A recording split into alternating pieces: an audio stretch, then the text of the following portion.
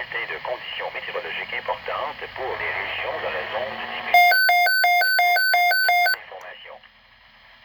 Environment Canada has issued a significant weather bulletin for regions in the broadcast area.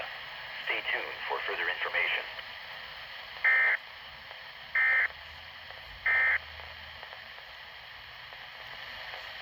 Environment Canada has updated a severe weather bulletin for Nova Scotia at 5:59 p.m. Atlantic Daylight Time, Saturday, June 20th, 2020. A heat warning is continued for Kings County.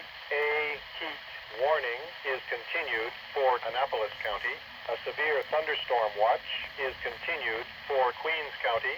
A heat warning is continued for Queens County.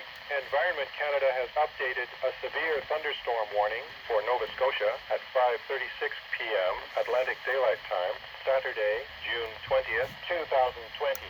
A severe thunderstorm warning is continued for Lunenburg County. A severe thunderstorm watch is continued for Lunenburg County.